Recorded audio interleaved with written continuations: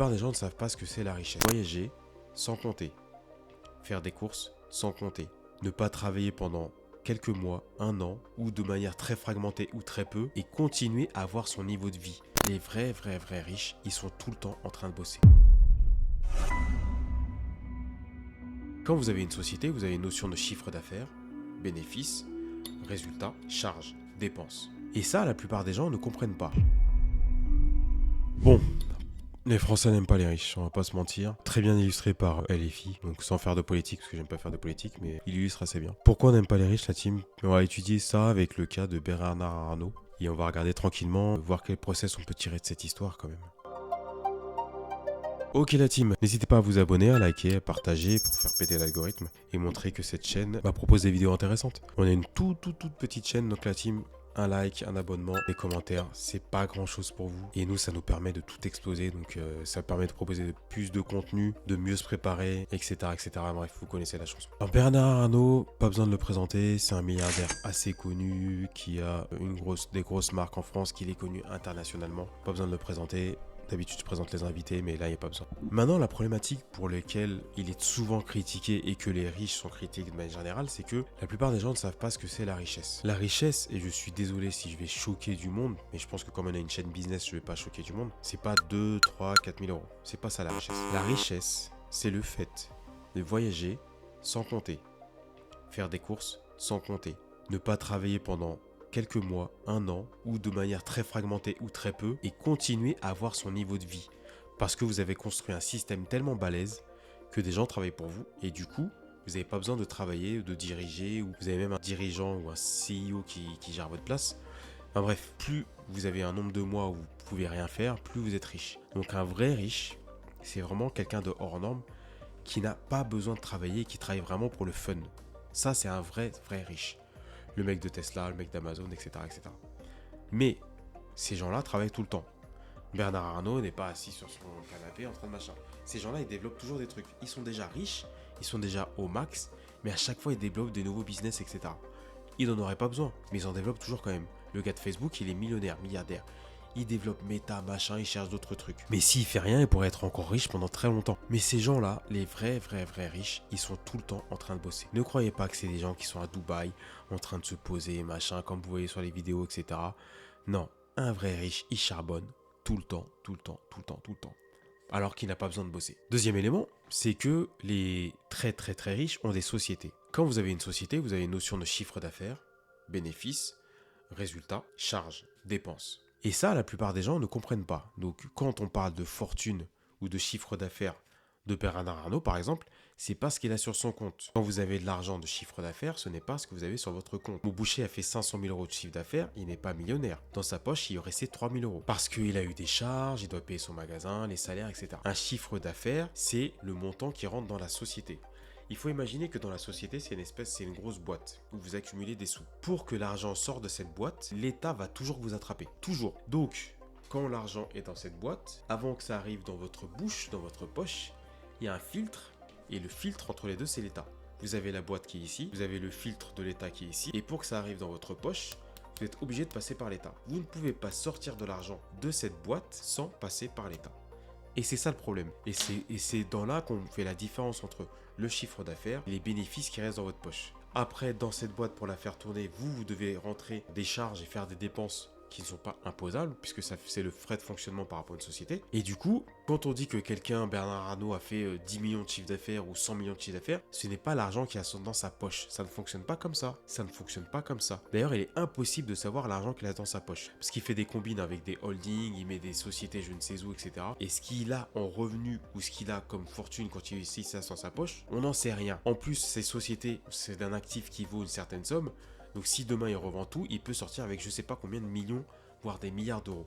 Donc sa fortune pour l'évaluer, c'est un peu compliqué. Donc à partir du moment où les gens disent ouais lui il a beaucoup de thunes machin, alors qu'on connaît que son chiffre d'affaires, moi par exemple j'ai un chiffre d'affaires sur une de mes sociétés de 150 000 euros. J'ai pas 150 000 euros dans ma poche. Certains vont dire ouais c'est beaucoup. Et les vrais riches ils vont dire mais 150 000 euros c'est bidon. Mais j'ai pas 150 000 euros dans ma poche, c'est du chiffre d'affaires. Donc après il faut que je sorte l'argent, il faut que je paye des impôts, etc.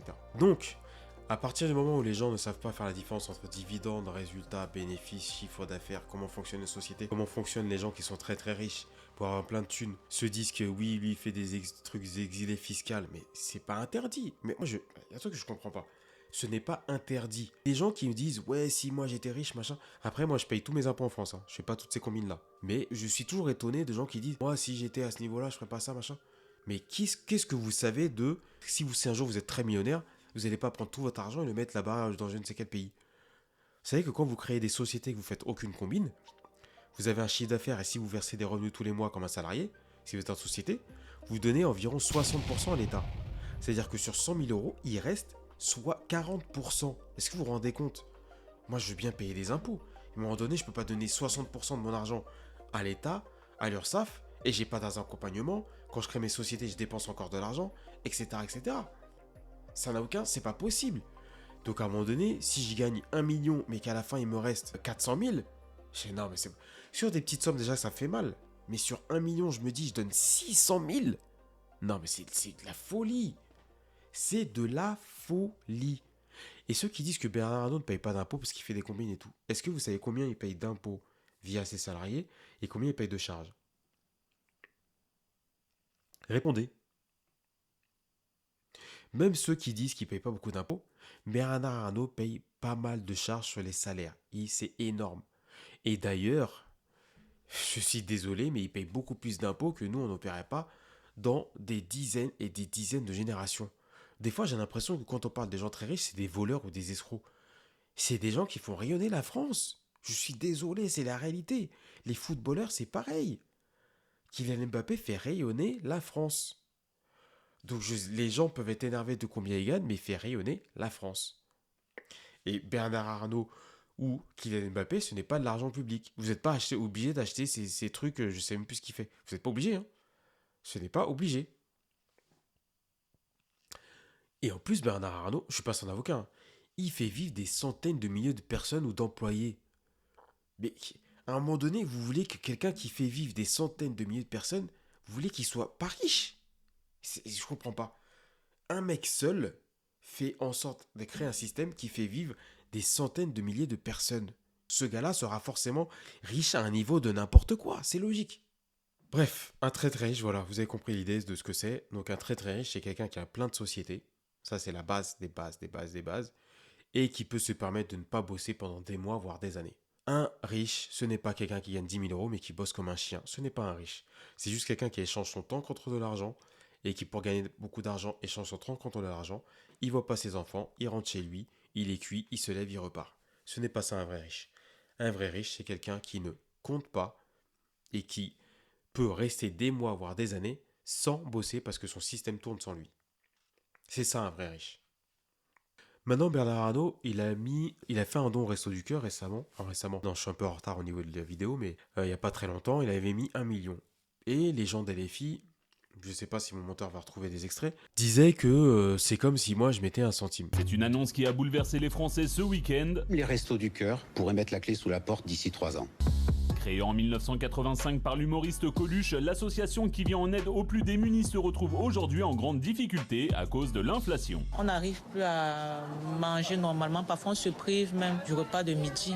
Très vite, des personnalités ont décidé de leur venir en aide. Si le gouvernement et la grande distribution ont promis de se mobiliser, l'un des hommes les plus riches du monde a lui aussi répondu à l'appel du président de l'association.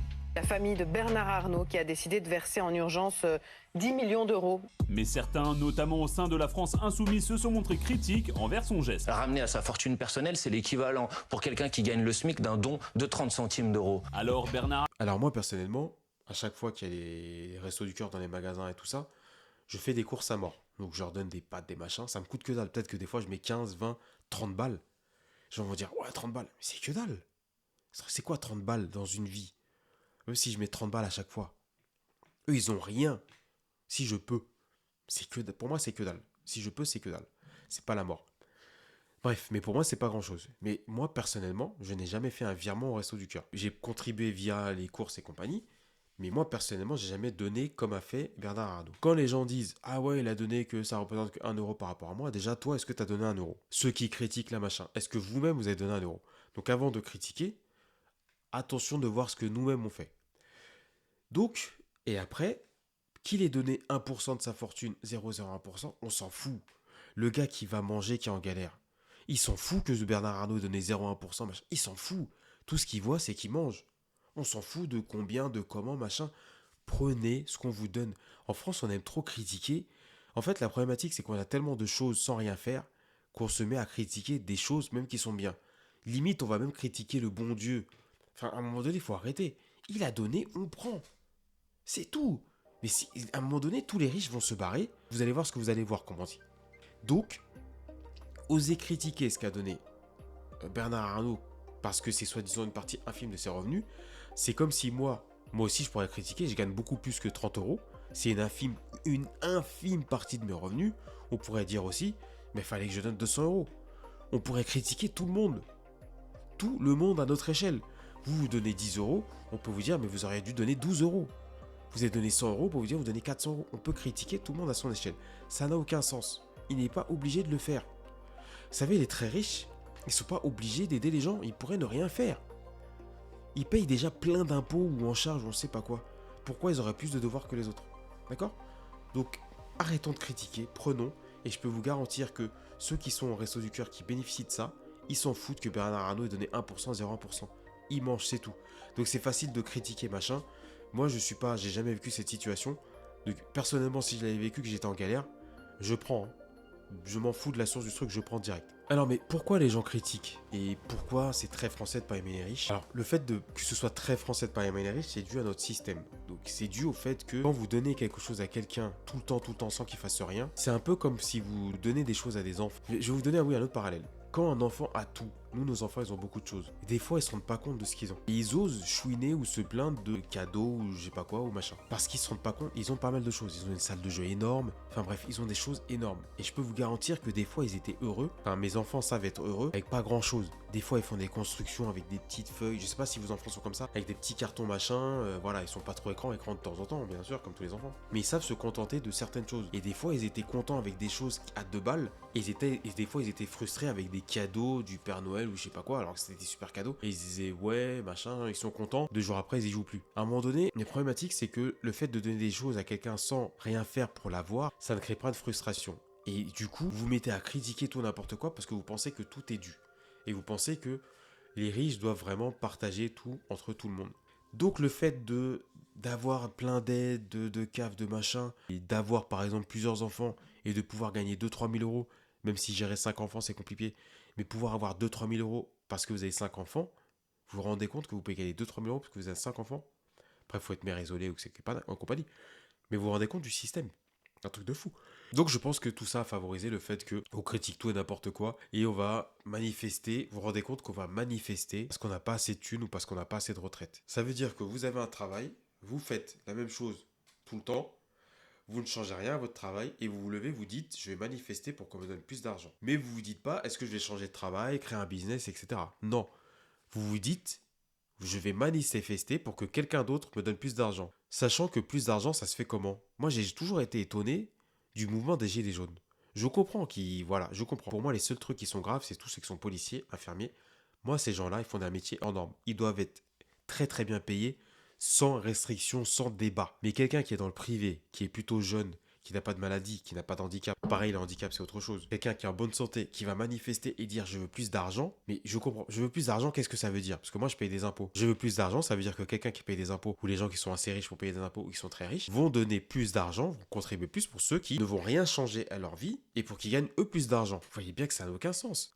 Cette manifestation n'a aucun sens. Aucun. Donc les critiques, ça dénote d'une faiblesse personnelle. C'est-à-dire que quand vous critiquez, c'est quelque chose que vous n'avez pas la force ou le courage de le faire vous-même, et du coup, c'est plus facile de dire à l'autre, mais ce que tu fais, c'est de la merde. C'est facile de dire à Kylian Mbappé, oh, mais il est pas si fort que ça, il est surcoté, alors qu'on n'a jamais tapé dans un ballon. C'est plus facile de dire à quelqu'un qui est très musclé, ah, c'est sûr, il est dopé, alors qu'on n'a jamais été dans une salle. C'est plus facile de dire à quelqu'un, bah, mais 10 pompes, c'est comme ça, alors que nous, on reste assis sur notre chaise. C'est plus facile de dire à un riche que c'est un gros con, etc., alors que nous, on a le même salaire depuis 10 ans. Parce que quand vous êtes soumis à des critiques. Quand vous ne faites rien, vous ne serez pas soumis à des critiques parce que vous ne faites rien. Mais quand vous allez faire, on va vous critiquer, vous allez rater, etc. On va se moquer de vous, etc., etc. Mais c'est plus facile de critiquer dans ma chaise et de dire que ça c'est nul. Ça c'est nul. Lui, c'est pas chanter, lui, c'est pas chanter.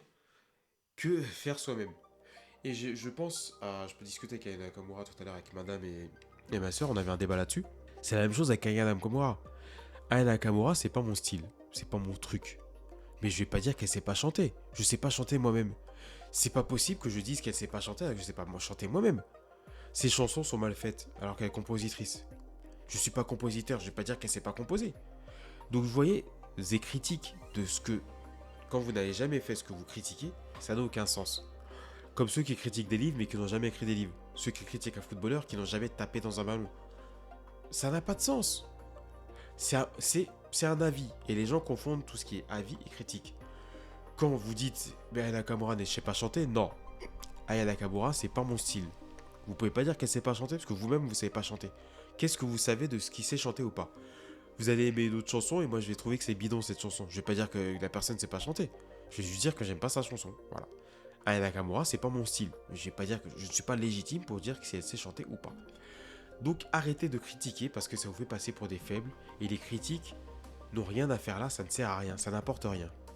Des discussions, des débats, en commentaire vous pouvez dire je suis pas d'accord, machin, c'est nul ce que tu dis parce que, mais dire ce que tu dis c'est de la merde ou ça vaut rien, machin, non, ça montre une faiblesse malheureusement intellectuelle. Maintenant au lieu de critiquer vous allez faire, au lieu de dire tu ne sais pas faire 10 pompes, montrez comment vous allez faire 10 pompes. Au lieu de dire tu ne sais pas chanter, franchement c'est pas mon style.